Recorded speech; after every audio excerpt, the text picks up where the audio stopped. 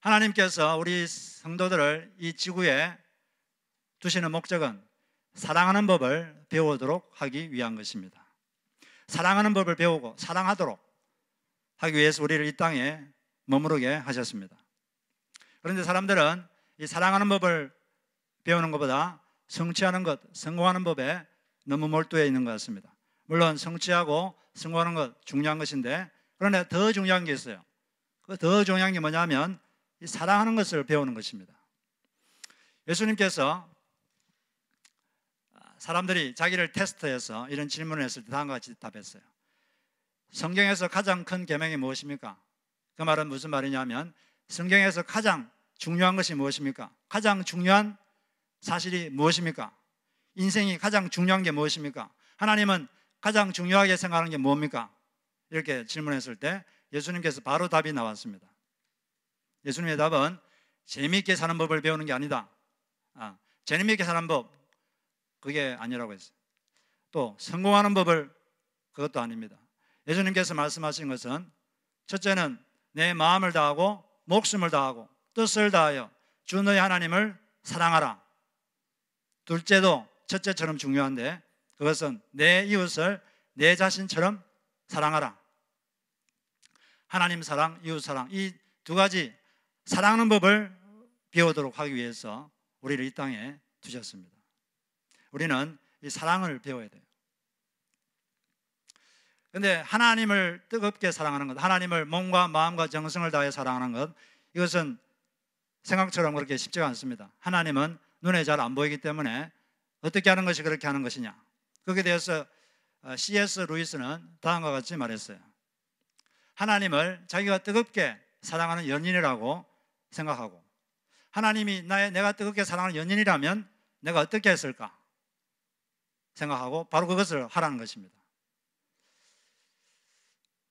여러분이 뜨겁게 사랑하는 연인이 있다면 그 연인이 기뻐하는 것, 그 마음을 기쁘게 하는 게 있다고 생각하면 그걸 할 것입니다. 그것처럼 하나님을 어떻게 하면 기쁘게 할까, 그걸 생각하고 거기 답이 나오면 그걸 하라는 거죠. 그리고 또 연인과 함께 시간 보내고 대화하는 걸 되게 좋아합니다. 사람들은 사랑하는 연인과 대화를 하면 시간 가는 줄도 모르고 계속 평소에 말이 없는 사람이라도 그때는 이상하게 말이 많아지고 시간 가는 줄 몰라요. 그것처럼 하나님을 뜨겁게 사랑한다는 것은 하나님과 자주 대화하는 것입니다. 하나님과 조곤조곤 대화하고 감사한 것, 힘든 것 그냥 말을 하는 거죠. 왜? 그분과 대화하는 게 재밌으니까, 좋으니까.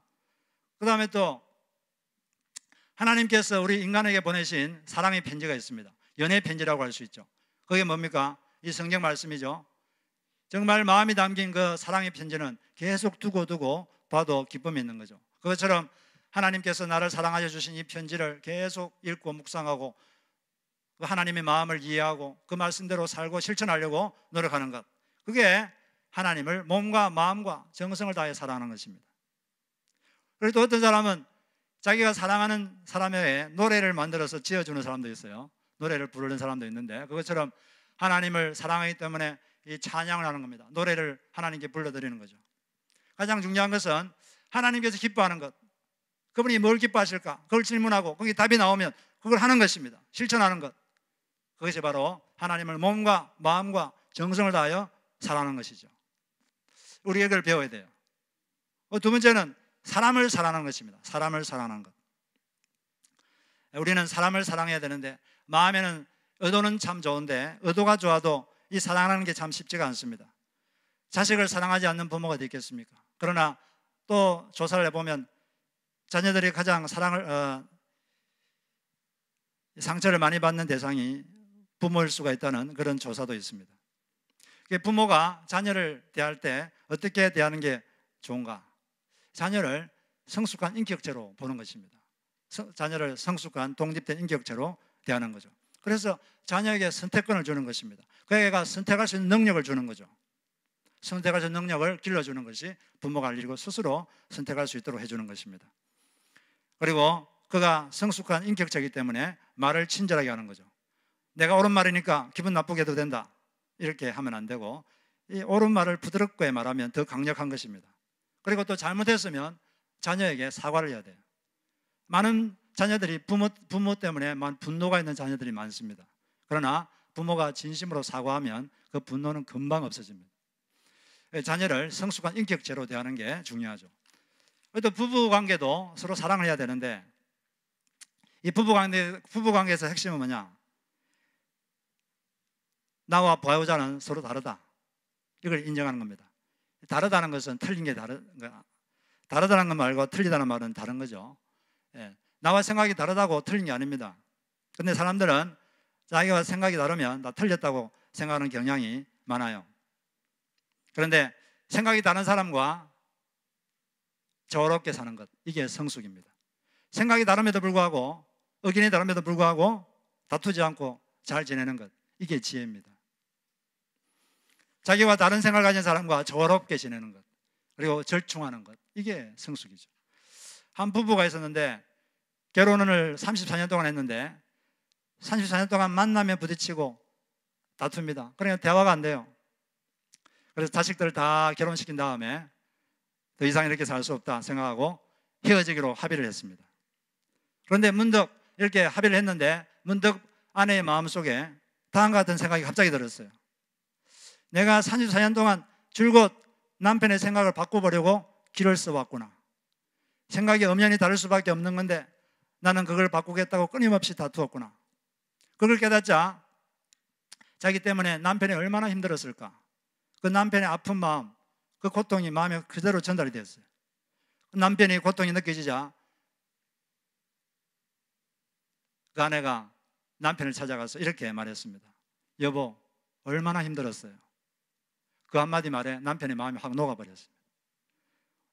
그래가지고 그 계기로 이 두 분이 사이가 좋아졌어요. 그래서 이분들이 고백하는 게 결혼한 지 34년 만에 진정한 신혼생활을 하고 있습니다. 이렇게 고백을 했다고 합니다. 우리는 서로 다르게 창조됐습니다. 자기 생각을 강요하려고 해서는 안 돼요. 강요하면 전쟁이 일어날 뿐입니다. 자기 생각과 다른 생각을 가진 다른 생각과 조화롭게 사는 것, 그걸 절충하는 법, 이걸 배우는 것이 그게 지혜고 성숙인 줄로 믿습니다. 그럴 때 서로 다른 부부는 잘 지낼 수가 있는 것입니다. 우리가 이렇게 서로 사랑하는 법을 배워야 되는데 그중에 또 우리가 배워야 되는 건 부모님을 사랑하는 걸 배워야 돼요. 예수님은 이 부모님을 사랑하셨는데 지금 현재 오늘 우리 읽은 말씀 보면 지금 십자가에 못 박힌 상태에서 예수님께서 지금 집중적으로 생각하는 게 뭐냐면 어머니 마리아를 어떻게 해야 되나, 어머니 마리아를 누가 돌볼 것인가, 이게 예수님의 고민이었습니다. 예수님이 십자가에 못 박힐 때 그 당시에 마리아의 남편 예수님의 육신의 아버지 요셉은 이미 돌아가셨습니다. 돌아가신 지 몇 년이 지났어요. 그러면은 지금 마리아는 과부입니다. 예수님이 죽고 나면 이 어머니를 누가 돌볼 것인가. 물론 마리아는 이 진정한 어머니는 아니죠. 예수님은 남자의 정자와 여자의 난자가 만나서 이렇게 임신한 게 아니라 성령께서 초자연적인 능력으로 마리아, 처녀인 마리아에게 임해서 임신이 된 겁니다. 초자연적 임신이죠. 마리아의 자궁만 빌려서 태어나신 분이 예수님이신데 지금도 성령께서 임하시면 이런 초자연적인 일이 일어나고 있는 것입니다.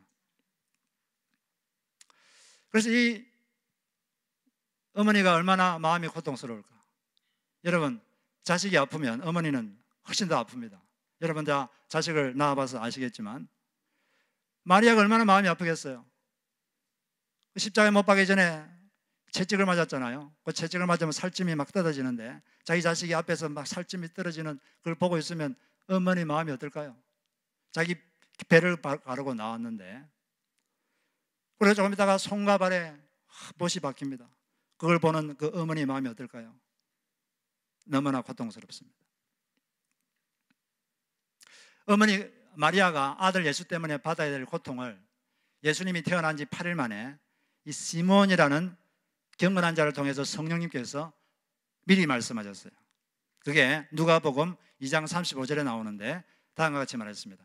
칼이 마리아 너의 마음을 찌르듯 하리라. 칼로 마리아의 가슴을 확 찌르는 것 같은 고통이 아들 예수 때문에 너에게 올 것이다. 이렇게 말씀하셨어요. 그걸 다 읽어보면 칼이 마리아 너의 마음을 찌르듯 하리니 이는 아들 예수가 여러 사람의 마음의 생각을 드러내려 하기 때문이다. 예수님께서는 그 당시 종교 지도자들의 마음을 드러냈어요. 종교 지도자들 마음이 악하고 위선적인 그 마음을 확 드러냈습니다. 근데 사람이 자기 잘못이 드러났을 때 두 가지 반응을 보입니다. 낮은 차원의 반응이 있고 높은 차원의 반응이 있어요. 낮은 차원의 반응은 어떤 것일까요? 자기의 마음을 드러냈을 때, 남이 드러냈을 때 자기 잘못을 정당화하거나 아니면 그냥 무시하거나 아니면 잘못을 드러낸 사람을 미워하고 공격하고 비난합니다. 이게 낮은 차원의 반응이죠. 높은 차원의 반응은 뭘까요? 자기의 잘못이 드러났을 때 첫째, 잘못을 인정합니다. 제가 잘못했습니다. 이 말은 아주 짧은 말인데 강력한 말입니다. 모든 갈등을 잠재웁니다. 그리고 사람들을 평안하게 합니다. 그 다음에는 자기 변화의 작업에 착수하는 거죠. 자기 개조, 그 작업에 착수하는 것입니다. 자기 잘못을 인정한 후 자기 변화를 시작하는 거죠. 이게 높은 차원의 반응인데, 근데 그 당시에 예수님께서 상대했던 그런 사람들은 그렇게 반응하지 않았어요. 낮은 차원으로 반응했습니다. 그렇게 예수님께서 그들의 마음을 드러냈으면 그들의 위선적인 마음, 악한 마음을 확 드러내니까 예수님을 미워했습니다. 비난하고 예수님을 죽이려고 했어요. 그리고 실제 죽여버렸어요. 그리고 예수님을 많은 사람들이 비난했어요. 물론 예수님을 따르고 좋아했던 사람들도 있는데 자기 자식이 사람들에게 비난받고 비판받는 걸 볼 때 그 부모 마음이 어떨까요? 아주 마음이 고통스러울 겁니다.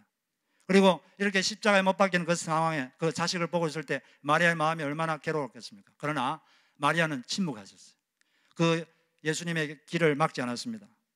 이러면 안 돼요! 이렇게 하지 않았어요. 그냥 그 십자가의 길을 그대로 가도록 이렇게 내버려 두었습니다. 왜냐하면 이것이 아버지 하나님의 뜻이라는 걸 알았기 때문에 그냥 침묵했어요. 고통스러웠지만 아들 예수의 길을 막지 않았습니다. 어머니가 되면 이처럼 자식 때문에 많은 고통이 있어요.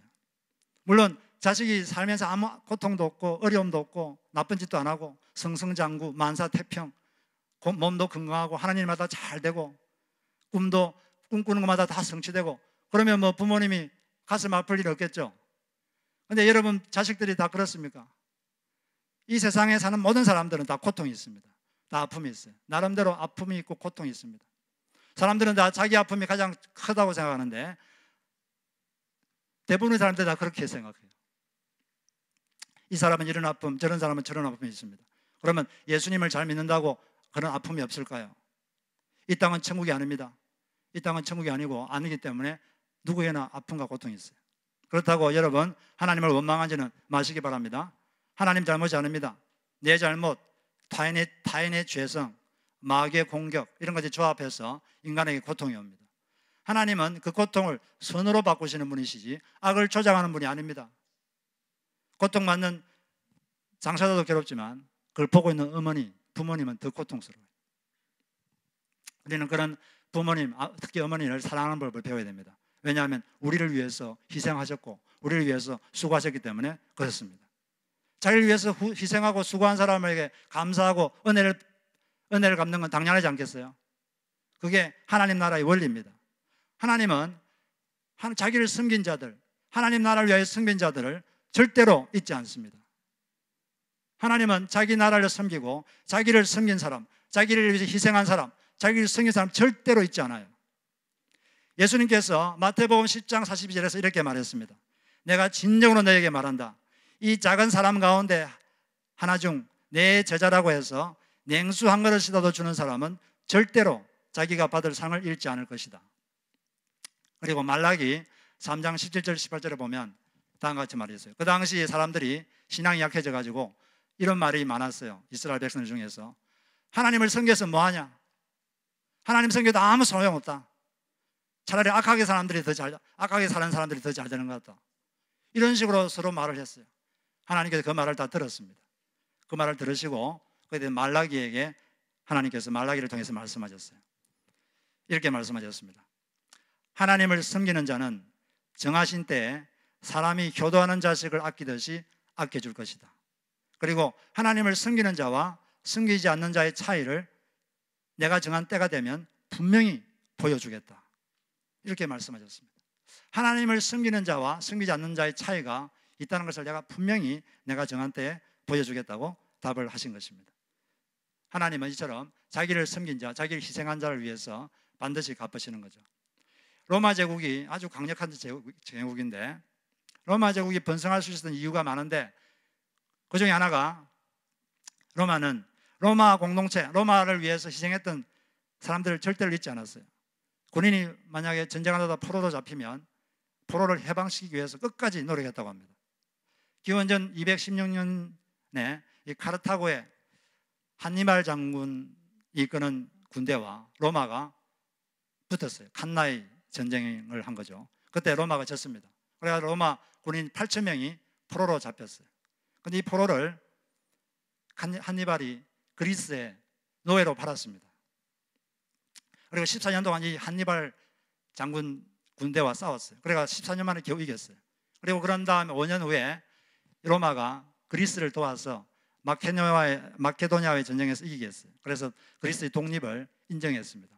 이렇게 그리스를 도와준 다음에 한 가지 그리스에게 요구를 했습니다. 그게 뭐냐면은 20년 전에 그리스의 노예로 팔려간 로마 병사들을 귀환하게 해달라. 그게 유일한 조건이었어요. 그래서 20년이 지났는데 그리스 전역을 다 뒤져가지고 8,000명이 노예로 잡혀갔는데 그 중에 살아남은 사람이 1,200명이었어요. 그 1,200명을 다 이끌고 로마로 귀환을 했다고 합니다. 이런 정신이 지금 서방 세계도 전해지고 있죠. 특히 미국에 전해지고 있는데, 미국은 1976년도에 하와이에 유해 확인센터를 세웠습니다. 미국 군인들은 해외에서 전쟁에서 많이 죽었죠. 한국 전쟁, 베트남 전쟁, 2차 세계대전 많이 죽었는데 전 세계 사람들을 보내서 미군 유해를 찾아서 전문가들의 감식을 통해서 확인한 다음에 그 미군들의 시체 유해를 본국에 소환해서 묘지를 만들어주고 그들에게 답을 주었습니다. 우리는 당신을 잊지 않는다는 거죠. 그 유해 확인센터, 그게 건물의 앞에 정면에 뭐라고 적혀있냐면 다음과 같은 구절이 새겨져 있습니다. 우리는 당신들을 영원히 잊지 않을 것입니다. 하나님께서도 이 자기를 위해서 또 하나님의 나라를 위해서 희생한 사람, 섬긴 사람, 하나님은 절대로 잊지 않는 줄로 믿습니다. 다만 그 때가 있는 거예요. 때가 빨리 올 수도 있고 좀 늦게 올 수도 있고, 아니면 이 땅이 아니면 저 세상에서 올 수도 있고 또 자기 자식 때 올 수도 있고, 하나님 반드시 갚으시는데 중요한 건 시간 문제죠. 언제 그렇게 될 것인가, 그것은 하나님이 결정을 하시는 것입니다. 이 근처에 있는 교회 중에 어떤 홍지사님이라는 분이 계셨는데, 어느 날 이분이 새벽 기도를 하고 있는데 갑자기 얼마 전에 아프리카로 선교를 떠난 선교사님이 갑자기 생각났어요. 자기 교회에서 파송한 분도 아닌데 한두 번 만났는데 갑자기 마음속에 기도를 하는데 하나님께서 그 선교사에게 선교비로 10,000불을 속히 보내라, 이런 기쁜 감동이 있습니다. 아니, 그런 큰 돈을 헌금해 본 적이 없기 때문에 하나님께 물었습니다. 하나님, 제게 그런 큰 돈이 어디 있습니까? 그러니까 하나님께서 이렇게 마음속에 강하게 답을 주셨다고 합니다. 너에게 있는 줄 다 안다. 이게 다 너에게 좋은 일이다. 딱 두 마디 하셨어요. 너에게 있는 줄 다 안다. 이게 다 너에게 좋은 일이다. 그래서 돈을 막 끌고 모아가지고 급히 보냈습니다. 근데 알아보니까 그 선교사님이 그 아프리카 갔는데, 가보니까 아프리카 그 교회 목회자도 있는데 이분들이 성경 교육도 안 받고 뭐 신학 교육도 전혀 안 받고 그냥 목사님이 너 목사에 그러면 그냥 해가지고 교회를 세우고 그러는 거예요. 이분들을 교육시키는 게 너무나 급해서 신학교를 세워야 되는데, 그래서 신학교를 세우기 위해서 건물을 구입하고 또 여러 자재를 구입하려면 딱 필요한 돈이 10,000불이었어요. 그런데 돈이 하나도 없습니다. 파송한 교회에 물어보니까 돈이 없대요. 그 뭐 기도밖에 할 게 없잖아요. 그래서 하나님, 이 신학교를 세울 수 있도록 돈을 주십시오, 막 기도하고 있는데 갑자기 뭐 별로 알지도 못하는 사람이 이렇게 10,000불을 보내준 거죠. 5,000불도 아니고 20,000불도 아니고 딱 필요한 만큼 10,000불을 보내주셔서 하나님께서 나와 함께 하시는 걸 그래 너무나 알고 너무나 감격했어요. 그런데 하나님께서 이렇게 힘든 가운데서 순종했던 바로 홍 집사님, 그분에게 그냥 내버려 두셨느냐? 하나님께서 그분의 사업에 복을 주셔서 얼마 지난 후에 이분은 1년에 선교 온 것만 100만 불을 할 수 있는 그런 분이 되셨다고 합니다. 하나님께서 힘든 가운데서도 하나님께 순종하고 헌신한 사람을 잊지 않으신 거죠. 하나님께서는 이처럼 자기를 위해서 희생한 사람, 하나님 나라를 위해 희생한 사람 절대 잊지 않습니다. 그래서 히브리서 11장 6절에도 하나님께 나가는 자는 하나님이 살아계시다는 것과 하나님이 자기를 위하여 자기를 찾는 자, 자기를 섬긴 자에게 상 주신다는 것을 반드시 믿어야 한다, 이렇게 말씀을 하신 것입니다. 이게 바로 하나님의 원리예요. 그렇기 때문에 우리도 우리를 위해서 희생하신 분, 우리를 위해서 우리를 도와준 분, 우리를 위해서 수고하신 분, 이런 사람들의 은혜를 절대로 잃어서는 안 되는 것입니다. 어머님, 아버님 얼마나 희생하셨어요. 여러분이 이렇게 앉아 계신 것은 이 어머님, 아버님들이 힘든 가운데서도 고생하시고 그렇게 해서 여기 앉아 있는 것입니다. 그분들의 수고와 희생을 절대로 잊어서는 안 되는 것입니다. 물론 서운한 것도 있을 수 있겠지만 그것은 사람이니까 그럴 수 있겠죠. 그러나 그런 게 있으면 부모님과 풀어야 돼요. 부모님과 풀어야 인생이 풀립니다. 우리가 이처럼 우리를 위해 수고하고 희생한 우리 부모님들을 섬기고 사랑해야 되는데 어떻게 사랑할 수 있을까요? 일반적인 다른 사람을 사랑하는 두 가지 방법으로 사랑할 수 있다고 믿습니다. 첫째는 사랑은 관심입니다. 관심을 보임으로써 사랑을 할 수가 있는 거죠. 예수님께서는 십자가에 매달린 그 극한 상황에서 자기가 얼마나 고통스럽겠어요. 얼마나 고통스럽겠어요. 그런데 그 고통 속에서도 그 예수님의 관심은 자기 어머니였어요. 이 어머니, 이 마리아, 어머니가 내가 죽으면 이 마리아 어머니의 노후는 누가 책임지나? 어머니를 누가 모시고 사나? 그게 고민이었어요. 그 관심이, 예수님의 관심이 어머니에게 집중됐습니다.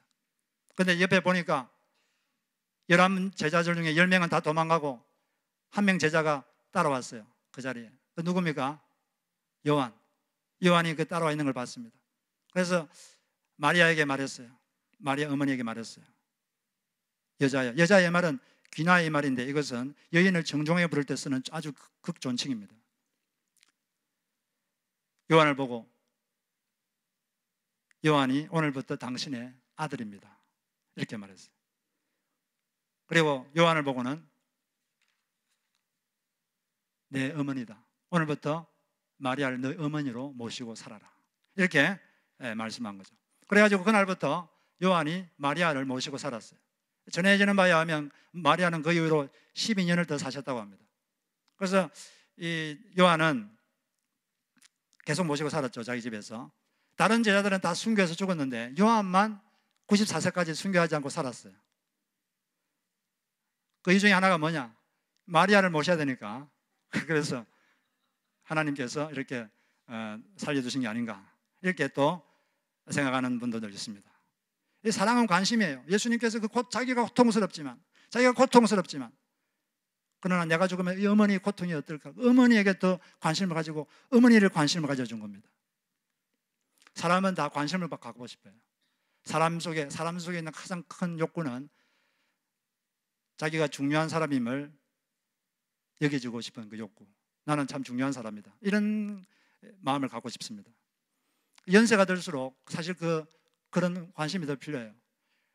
우리 부모님들이 젊었을 때는 할 일도 많고 만날 사람도 많고 활동도 많으니까 뭐 여러 사람들 앞에서 그렇게 관심을 갖고 그러지만 연세가 들면 들수록 사람들과의 접촉이 끊어지고 이제 할 일도 없어지고 연세가 들수록 점점 외로워집니다.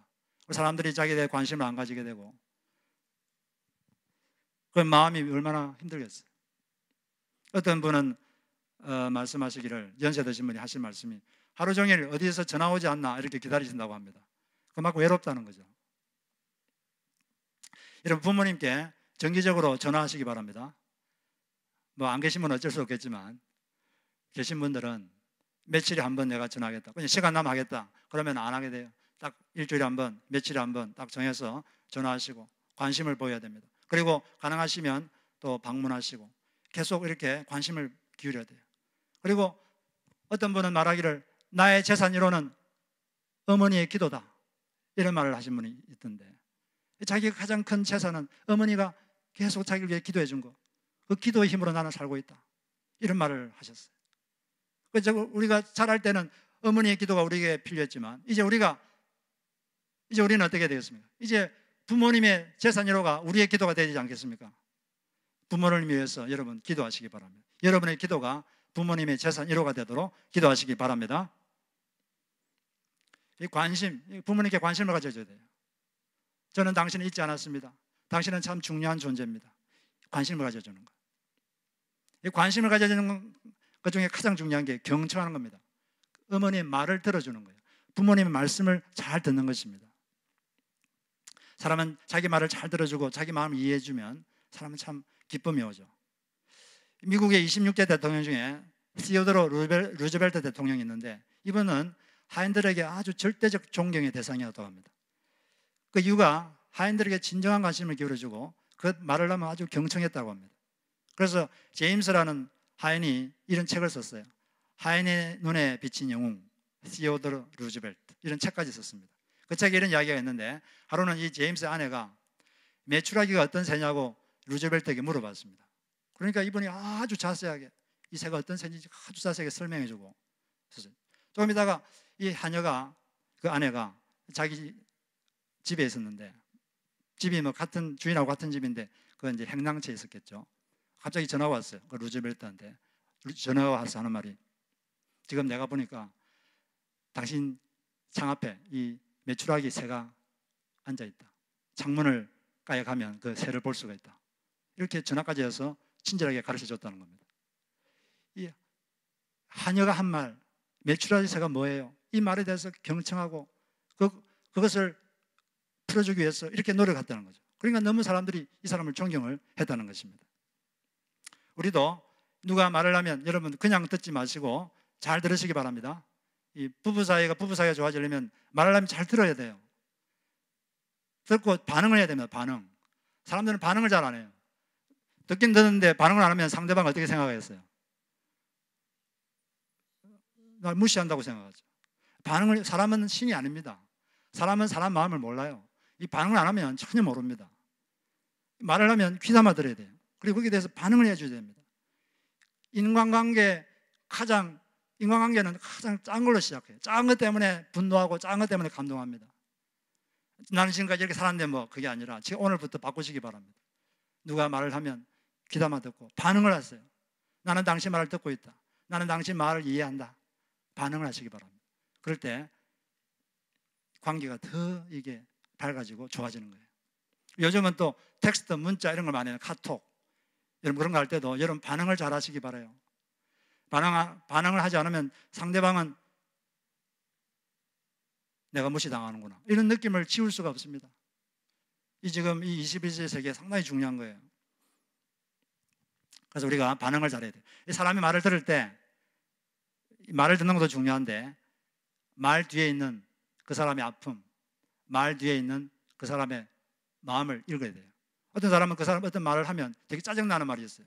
그러나 왜 사람이 나를 짜증나게 할까? 그걸 생각할 게 아니라 저런 말을 하는 저 사람의 그 마음이 뭘까? 마음에 있는 아픔이 뭘까? 그 마음에 있는 디자이어가 뭘까? 이걸 말 뒤에 있는 그 사람의 마음, 이걸 읽어내는 게 이게 경청하는 겁니다.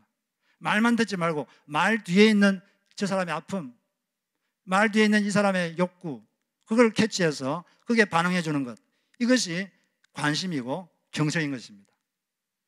이렇게 할 때 관계가 이렇게 좋아지고 우리의 사는 삶이 아름답게 될 줄로 믿습니다. 특히 부모님에게 부모님의 말을 경청하시고 그 감정을 읽어주시고 그렇게 하는 것이 자식된 올바른 도리인 줄로 믿습니다. 여러분을 위해서 그렇게 평생 희생하고 수고한 부모님에 대한 마땅한 도리입니다. 그리고 두 번째는 실제적인 필요를 채워드리는 것입니다. 예수님께서 어머니를 요한에게 부탁하신 것은 이 과부시기 때문에, 그 당시 과부는 아무것도 할 일이 없어요. 요즘은 여자분들이 돈도 더 잘 버는데 그 당시는 남성 중심 사회이기 때문에 과부들은 아무것도 할 일이 없어요. 도저히 혼자 힘으로 살 수가 없습니다. 그렇지만은 이 마리아는 천사가 아닙니다. 먹을 음식이 필요하고 살 집이 필요하고 입을 옷이 필요하고, 그래서 이 어머니의 노를 책임져 주기 때문에 요한에게 부탁한 거예요. 요한이 어머님을 돌봐준 겁니다. 야고보서 2장 15절 16절 보니까 어떤 형제나 자매가 헐벗고 그날 먹을 것조차 없는데 여러분 가운데서 누가 그들에게 말하기를 평안히 가서 몸을 따뜻하게 하고 배부르게 먹으십시오 하면서 말만 하고 몸에 필요한 것을 주지 않는다고 하면 무슨 소용이 있겠습니까? 실제적인 필요가 있고 채워줄 능력도 있는데 가만히 있는 것은 그건 사랑이 아닙니다. 그래서 우리는 부모님의 실제적인 필요를 채워드려야 돼요. 부모님도 돈이 필요합니다. 효도는 돈을 드리는 것으로 시작되는 거예요. 부모님이 분명히 돈이 필요한데 자기가 그런 능력이 있으면서도 안 드리는 것은 그것은 큰 불효입니다. 그래서 이 효도란 것은 정기적으로 자기들이 부모님께 돈을 드려야 돼요.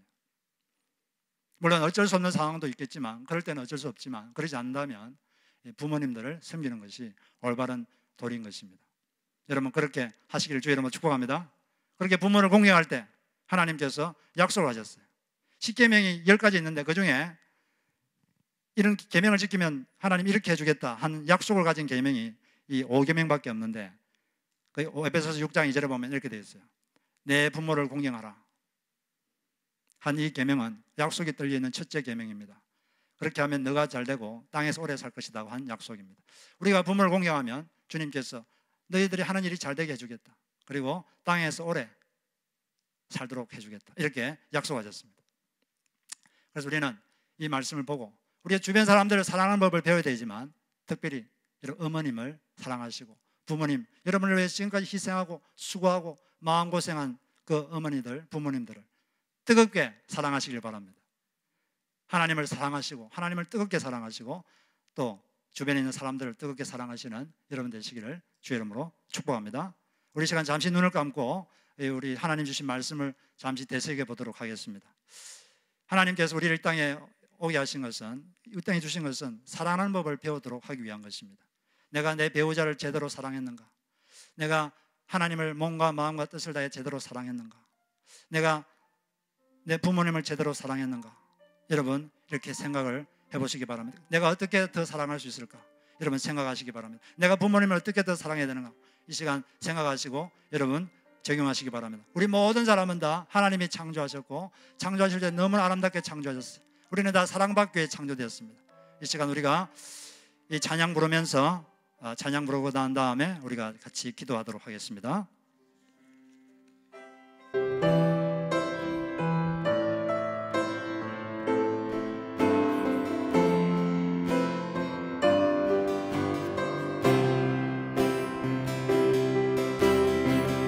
아주 먼 날 하늘에서는 당신을 향한 계획 있었죠. 하나님께서 바라보시며 좋았더라고 말씀하셨네. 이 세상 그 무엇보다 귀하게 나의 손으로 창조하였노라.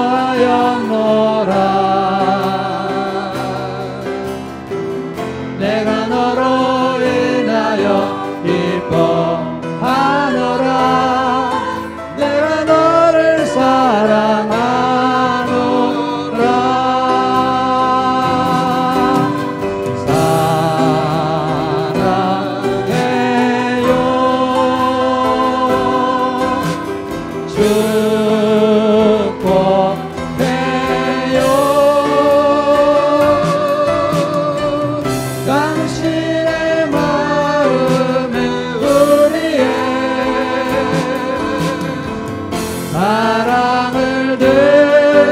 한 번 더 우리 사랑해요. 축복해요.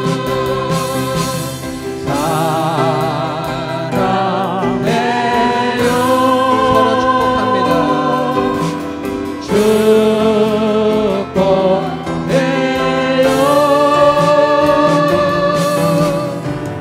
당신의 마음에 우리의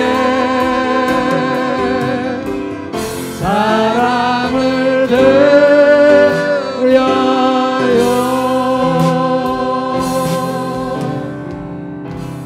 기도하겠습니다. 하나님, 제가 사랑하는 법을 배우게 해주십시오. 하나님을 뜨겁게 몸과 마음과 힘을 다하여 내가 뜨겁게 사랑하는 연인을 사랑하듯 사랑하게 해주십시오. 기도하시고 내 배우자가 나와 다르다는 것을 알고 다른 것을 강요하려고 하지 말고 다름을 인정하고 달라도 평화롭게 사는 법을 배우게 해주시고 배우자를 사랑하는 법을 배우게 해주시고 자녀를 올바로 사랑하는 것을 배우게 해주시고 무엇보다 하나님 부모님을 올바로 사랑하게 해주십시오. 부모님을 제대로 사랑하지 못했다면 용서해달라고 회개하시고 이 시간 우리 여러분의 부모님을 위해서 기도하겠습니다. 돌아가신 분은 어쩔 수 없겠지만 여러분의 기도가 부모님들은 필요합니다. 이 시간 시어머니, 시아버지, 또 친정 엄마, 부모, 장인, 장모, 친어머니, 친아버지 그분들의 필요를 위해서 이 시간 뜨겁게 기도하겠습니다. 그리고 하나님 제가 그분들에게 대해서 끊임없이 관심을 가지고 그분들의 실질 필요를 채우기 위하여 예수님도 고통 속에서 어머님의 안위를 걱정하셨는데 내가 힘들더라도 부모님을 생각하고 부모님이 나에게 하시는 희생과 수고 절대로 잊지 않겠습니다. 결코 잊지 않겠습니다. 이런 올바른 그리스도인이 될 수 있도록 해달라고 같이 우리가 이 시간 통성 하나님 앞에 기도하겠습니다. 할렐루야. 하나님 아버지요 감사드립니다. 거룩하신 하나님 아버지 주님께서 참으로 우리 가운데 능력으로 함께 해주시고 우리 하나님 아버지여 역사하여 줄 수 없소서. 우리 하나님 아버지여 도와줄 수 없소서. 거룩하신 하나님 아버지 참으로 우리가 하나님을 뜨겁게 몸과 마음과 정성을 다하여 사랑할 수 있도록 하여 주시고 하나님 아버지 우리 배우자를 뜨겁게 사랑할 수 있도록 하여 줄 수 없소서. 우리 하나님 아버지 역사해 주시고 하나님 아버지 인도하여 줄 수 없소서. 하나님 아버지 우리 자녀들을 올바로 사랑할 수 있도록 우리 하나님 아버지 도와주옵소서. 하나님 우리 부모님들을 올바로 사랑할 수 있도록 하여 주옵소서.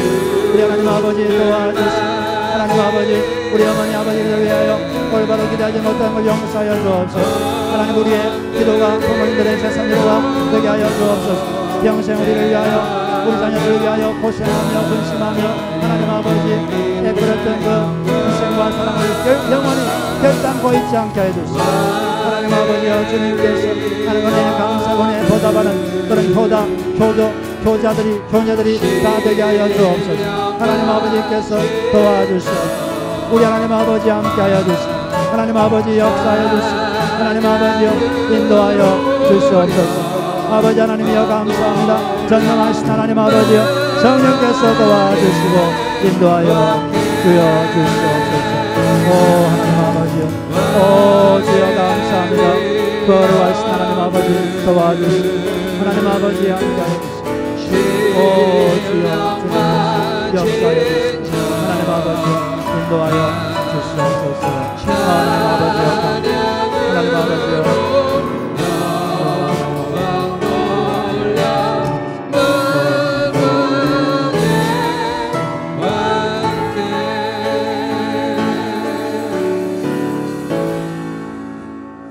하나님 아버지 저희들의 부모님들에게 대하여 올바로 대하지 못했던 것을 용서하여 주시옵소서. 그분들 위하여 뜨겁게 기도하지 못했음을 용서하여 주옵소서. 이제부터라도 우리 자녀들의 기도가 그분들의 재산 1호가 되게 하여 주시옵소서. 자녀들의 기도 때문에 그분들이 살게 하시고 그분들의 마음의 기쁨과 평안이 있도록 하여 주시옵소서. 하나님께서는 하나님과 하나님 나라를 위하여 희생하고 수고한 자들의 그 수고와 헌신과 섬김을 절대로 잊지 않으신다고 말씀하셨습니다. 우리도 하나님 우리를 위하여 수고하고 희생한 자들 그들을 잊지 않게 하시고 특별히 부모님들의 수고와 희생과 노고와 가슴앓이를 결코 잊지 않게 하시고 그들의 은혜에 보답하고 그분들에게 관심을 기울이며 그분들의 실제적인 필요를 채워주는 효자, 효녀들이 다 되게 하여 주시옵소서. 주님께서 역사해 주시고 하나님 앞 부모를 공경하는 정상적인 기독교인들이 다 되게 하여 주시옵소서. 우리의 잘못이 있으면 용서하시고 우리 배우자를 뜨겁게 사랑하게 하시고 하나님을 몸과 마음과 정성을 다하여 사랑하게 하시고 이 땅에 존재하는 것이 사랑하는 법을 배우도록 하기 위하여 있다는 것을 알고 하나님 사랑을 실천하기 위하여 살아가는 우리 모두가 되게 하여 주옵소서. 예수님의 이름으로 기도드립니다. 아멘. 우리